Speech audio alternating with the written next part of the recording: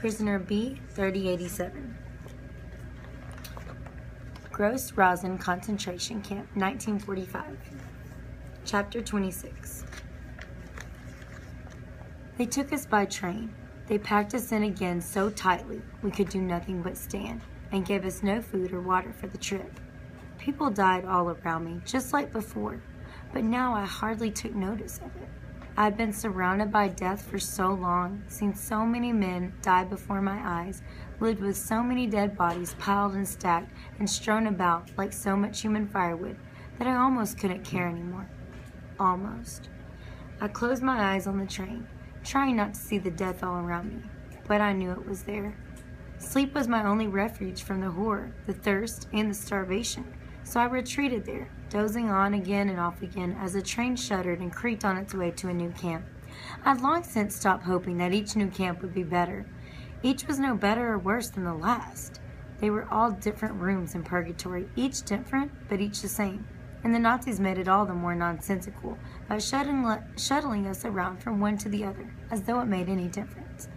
Planes flew over the train, so low their passing shook the cars, and we heard the patter of bullets. The bomb exploded so near the tracks we could feel the heat from it. The train stopped, and suddenly I had a vision of a bomb falling right on us, killing us all. And for a moment I wanted it to happen. The way Fred had so long ago. Anything that would get me out of this nightmare.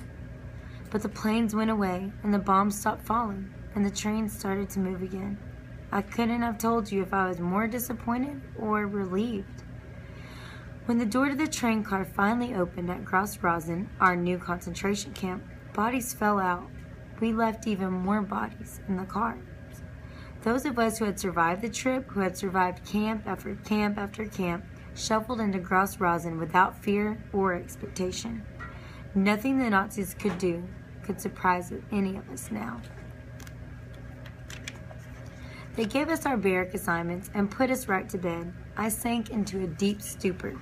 First thing the next morning, we were put to work right away with no more time to recover from our torturous train ride like at Bergen-Belsen. On the train, I had wanted a bomb to fall on us to put me out of my misery, but now that I was back in camp and it was the awful business as usual, my old instinct to survive kicked in again.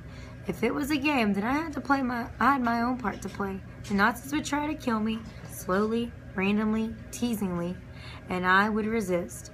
I would work. I would survive. If the Nazis were going to play their game, so was I. The Nazis had needed more workers at Gross Rosin for the war effort. They still believed they could beat the Allies, even though we'd heard that the Russians had taken Warsaw and that Dresden was in flames. Any day now, prisoners whispered among one another, the Allies will be in Berlin and we will be set free. But not today. Today, we built barracks. As I worked, I told myself there would be another world after this one. A bright, shining, beautiful future where I didn't wear blue and gray stripes, where I ate 3 meals a day, where I wouldn't work until I passed out, where I could have friends again, where I could have family again, where I could laugh again. That world existed, I knew. I couldn't reach it now, not yet, but soon, if I survived.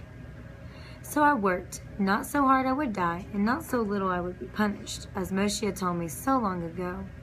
I put my head down and worked day and night, worked to live. You there, a capo said to me one day. He stopped me with the end of his club poked into my chest. I raised my eyes to him, the first time I had looked up in days, maybe weeks. Where is your button? He asked me. I blinked. I had no idea what he was talking about. Dully, I looked down at the ragged, dirty shirt I wore. The top button was missing. I hadn't even noticed. I don't know, I said.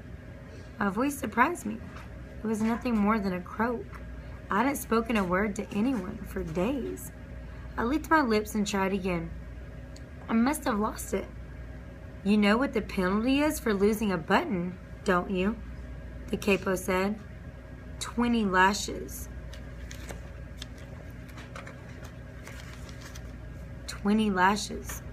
I was going to be flogged for the crime of losing a button. I closed my eyes.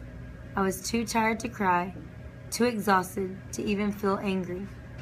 At roll call, I was pulled out of lines and marched to a wooden horse, a polished, barkless log with 4 wooden feet, and laid over it with my bare back facing up.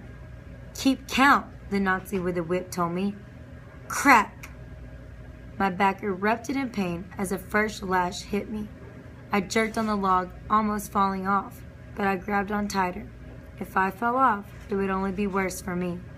"One," I said in Polish. In German, the soldier said, "We'll start again." Crack! I closed my eyes to the pain. How would I ever survive 20 lashes when 2 hurt worse than anything I'd ever felt before? "Eins," I said. Crack! Zwei! Crack! Drei! Crack! Vier! Crack! Fünf! Crack! Sechs! Crack! 7! Crack! Acht! Crack! Neun! Crack!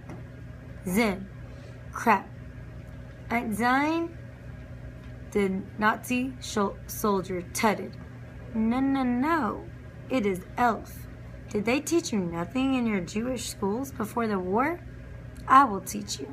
We'll begin again.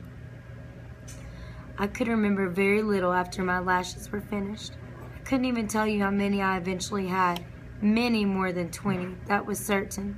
When they were finished with me, I was dragged back to the barracks and dumped onto one of the shelves, where I passed out. That night, I had a dream. I was in a beautiful green meadow. Yellow wildflowers grew here and there, so tall they swayed in the light summer's breeze. In the distance, a brook burbled happily along, and a great tree beyond it spread its branches wide. I sat in the grass and listened to a cricket chirp nearby, totally at peace. But then a dark cloud appeared on the horizon. Lightning flashed and thunder rolled over the hills. "No," I said, not wanting my perfect afternoon disturbed. But the storm kept coming. Lightning split the air near me, and krakoom! The thunder knocked me down. The earth shook beneath me. The ground cracked and opened. I tried to grab something to stop my fall, but my hands clutched only air. I fell into a deep, black abyss lined with tree roots and rocks, and they struck me as I fell. Crack, crack, crack, crack, crack.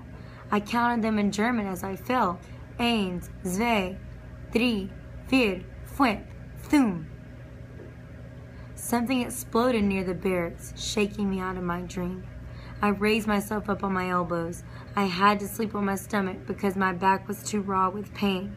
There were prisoners packed in all around me. Roll call had long since ended, and it was the middle of the night. Thum! The barrack rumbled again as another bomb fell closer to the camp.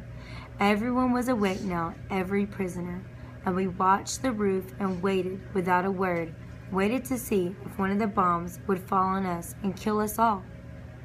But no, the bombs fell all through the night, and soon we all went back to sleep. Raining death was no reason not to sleep, not when there was work to be done tomorrow.